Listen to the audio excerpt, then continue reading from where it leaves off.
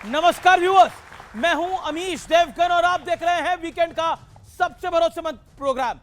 कल संसद के बजट सत्र के दूसरे चरण की शुरुआत हो रही है और टकराव का मुद्दा पहले ही तय हो चुका है। विपक्ष का कहना है कि ईरान के मामले में सरकार ने सही स्टैंड नहीं लिया और विपक्ष पहले ही कह चुका है कि इस मुद्दे पर संसद में चर्चा होनी चाहिए। तो भारतीय जनता पार्टी आरोप लगा रही है कि ईरान के मुद्दे पर विपक्ष वोट बैंक वाली घिनौनी चाल चल रहा है।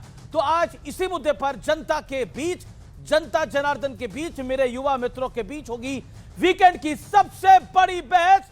स्वागत है आपका आज के इस बेहद खास, बेहद जोरदार वीकेंड एडिशन में।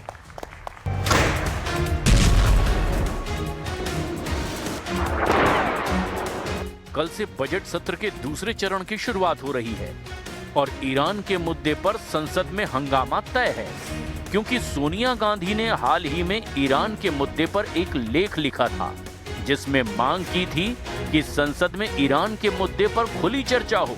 कुल मिलाकर विपक्ष की रणनीति सरकार को घेरने की होगी। हमारे नेताओं को बहुत गंभीर और गहरी चिंता सता रही थी। हम लोग सब बहुत पजल्ड हैं, इस बात से बड़े कंफ्यूज हैं कि सरकार को आखिर क्या हो गया है कि सरकार ने इतने बड़े घटनाक्रम के बाद भी चुप्पी साध ली। दूसरी तरफ बीजेपी कह रही है कि ईरान के नाम पर विपक्ष सिर्फ वोट बैंक वाली सियासत कर रहा है, जबकि मोदी सरकार देश के हित को सबसे ऊपर रखकर काम कर रही है। और इस बीच मिडिल ईस्ट से लौटने वाले भी मोदी सरकार की जमकर तारीफ कर रहे हैं। सरकार का बहुत बहुत धन्यवाद है कि हम लोगों को ये फैसिलिटी के साथ हम लोग लेके आए। हम लोगों को बहुत अच्छा काम किया है हमारी सरकार ने, इसके लिए हम उनको थैंक यू कहते हैं। प्राइम मिनिस्टर नरेंद्र मोदी को आप क्या कहना चाहेंगी इस समय? Thank you for keeping me safe because I haven't shared details of what I'm going through India right now because of वो जो मुसलमान लोग हैं मुझे अटैक कर रही है।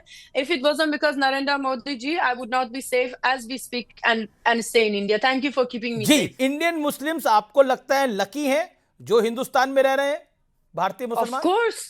ईरान में अगर जैसा अभी दिल्ली में हुआ था इन support of Khamenei, if we go to street in against of the regime, 1,000 people get killed and murdered and executed. लेकिन सबसे बड़ा सवाल ये है कि ईरान के मुद्दे पर विपक्ष तुष्टीकरण वाला गेम खेल रहा है, जैसा कि बीजेपी आरोप लगा रही है। तो इसी मुद्दे पर जनता के बीच होगी सबसे बड़ी बहस। तो स्वागत है आपका आज के इस ब्रॉडकास्ट के